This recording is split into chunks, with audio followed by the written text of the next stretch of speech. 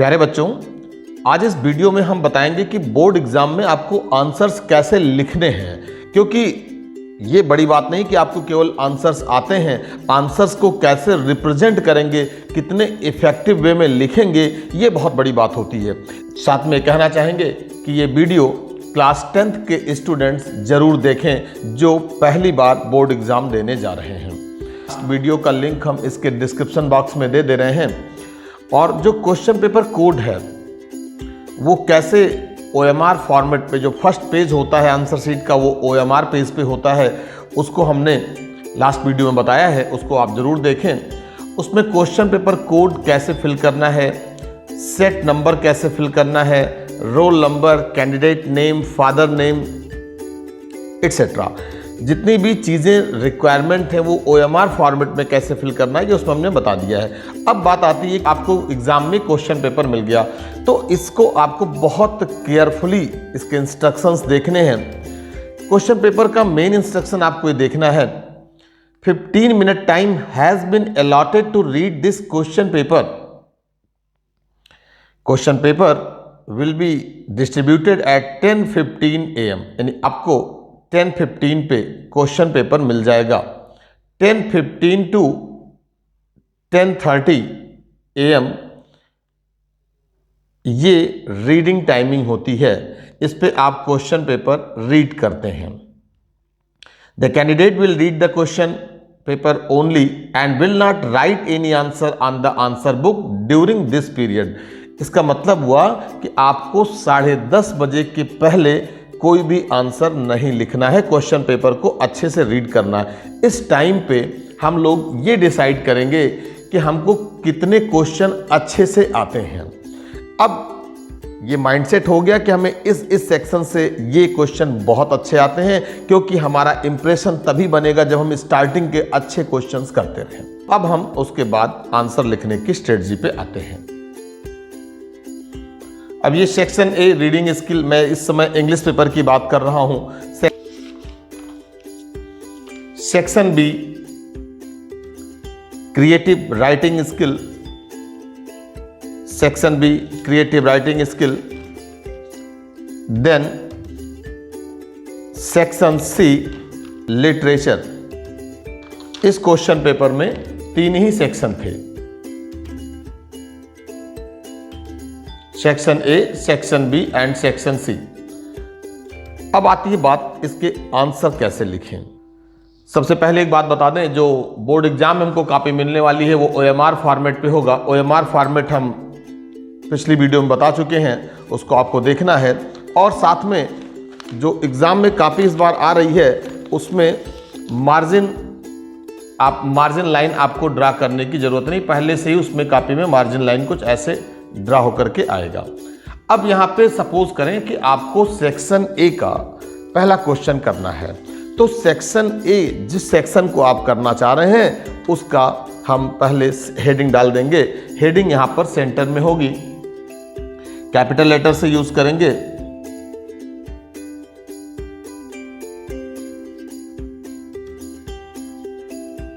Section A, section A underline कर दिया। Section A में सपोज हम क्वेश्चन नंबर 1 करने जा रहे हैं, तो उसके लिए हम सेक्शन ए आंसर नंबर 1 लिखेंगे।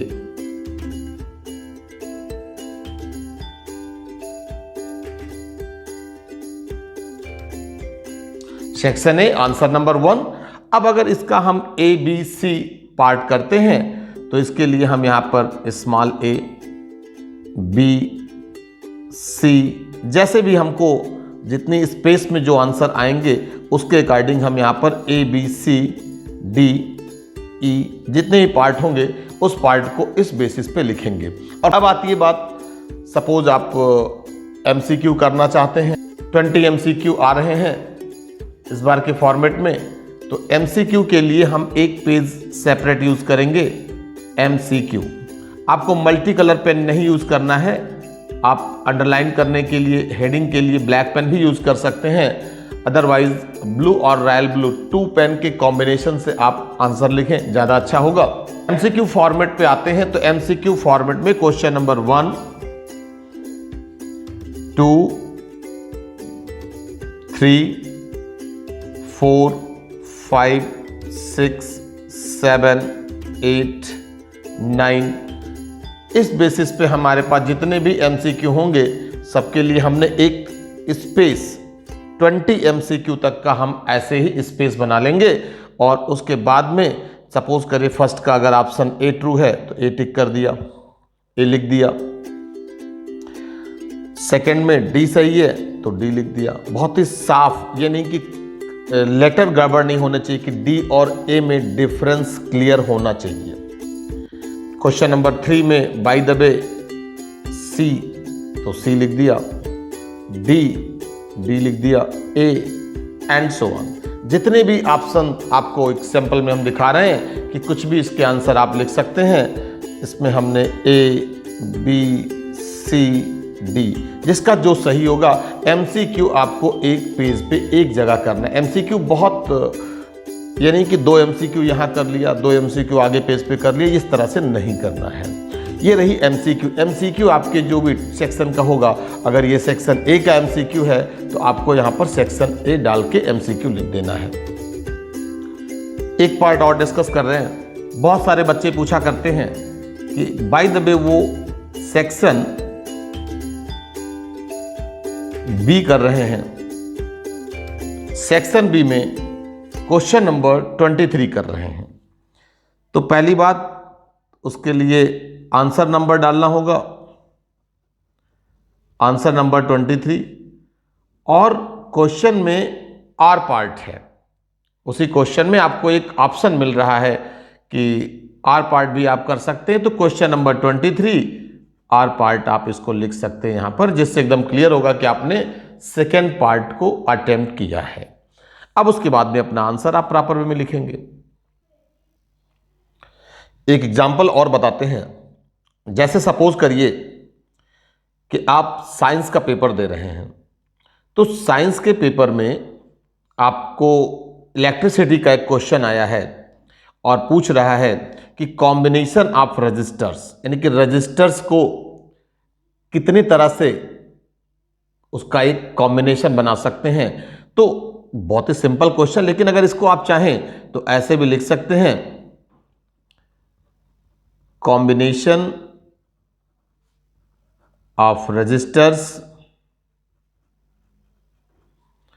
अब ये कॉम्बिनेशन जो हो गया, ये कैसे होता है? Series combination, parallel combination,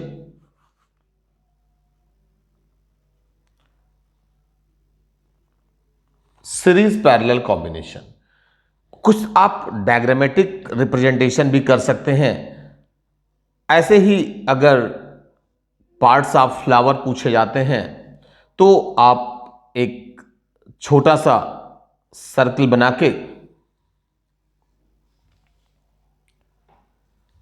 flower लिख देंगे यहां पे,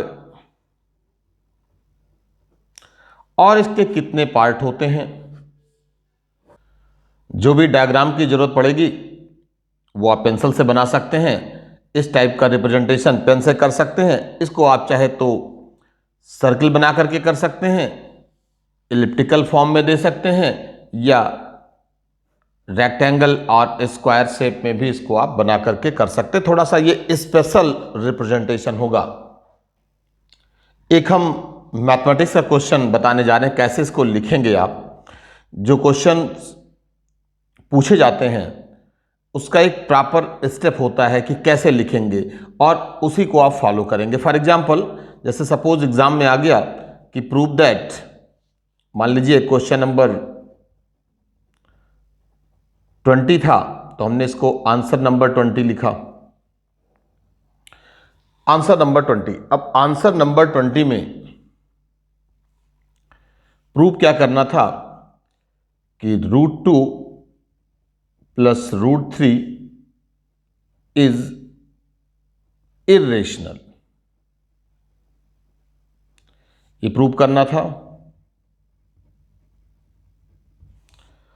तो अब इसको कैसे करेंगे, कैसे इसको हम प्रॉपर वे में लिखेंगे, इसको जरा दिखाते हैं। तो लेट √2 प्लस √3 इज रेशनल। हमने इसको रेशनल सपोज कर लिया। इस लाइन का, इस स्टेटमेंट का क्या मीनिंग होगा? It means √2 plus √3 is equal to, means can be expressed as P by Q, where P and Q be co-prime,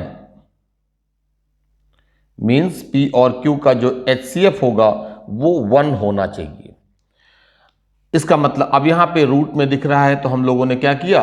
squaring on both side. Transpose करके भी कर सकते हैं तो ट्रांसपोज ही कर लेते हैं, कोई दिक्कत नहीं। डायरेक्ट भी स्क्वायर कर सकते हैं। √2 is equal to P upon Q minus √3, squaring on both side,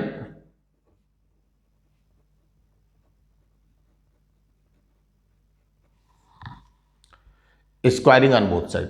कहां पे दिस इंप्लाई दैट लगाना है, कहां पे इक्वल टू लगाना है, इसको आप फॉलो करेंगे, देखते रहेंगे। दिस गिव्स, जब ये √2 स्क्वायर होगा तो ये 2 हो जाएगा, इज इक्वल टू ये होगा P square upon Q square, A square plus B square, इन इसका स्क्वायर होगा तो 3 हो जाएगा, minus 2 √3 into P by Q। इतना पार्ट आ गया। अब यहां पे 3 को हम इधर ट्रांसपोज कर दें तो हो जाएगा -1, और साथ में P square Q upon Q square को भी ट्रांसपोज कर दें तो -P square upon Q square. Means हमने इसको और इसको सिंप्लीफाई कर लिया, is equal to -2 √3 P by Q। Step by step चल रहे हैं। अब यहां पे माइनस से हम दोनों साइड में मल्टीप्लाई कर दे रहे हैं तो ये बन जाएगा 1 plus P square by Q square is equal to 2 √3 into P by Q। This gives, LCM ले लेते हैं तो Q square plus P square upon Q square is equal to 2 √3 P by Q। यहां तक समझ में आ गया होगा प्रॉपर स्टेप। 2 और अब इसके बाद में ये 2 और P बाई Q, इसको और इसको हम इधर ला रहे हैं तो Q square plus P square upon Q square, ये 2 आएगा तो ये 2Q square into P by Q है, इस साइड में आएगा तो Q बाई P हो जाएगा, is equal to √3। Q cancel out. This gives Q square plus P square upon 2PQ, यहां पर एक Q वही और है, इज इक्वल टू √3। ये हमारा स्टेप कंप्लीट हुआ। अब यहां पे लिखना क्या है इसके बाद से? इसके बाद कुछ स्टेटमेंट देने हैं। Here we see that this term is rational, it means √3 is also a rational. It contradicts the fact that √3 is irrational. Contradiction arises due to our wrong supposition. Hence, 2 √2 plus √3 is irrational. यहां तक ये इसका complete solution होता है। तो जब भी कभी एक आंसर कंप्लीट हो जाए, नेक्स्ट आंसर इस पेज से करना है तो 1 से 2 लाइन का गैप दे करके आप यहां से भी लिख सकते हैं, और फिर से वही जैसे मैंने बताया था कि सेक्शन, आंसर नंबर और अगर पार्ट हैं तो वो यहाँ से स्टार्ट हो जाएंगे। इस तरह से इसको हमें फॉलो करना होगा। Thank you so much.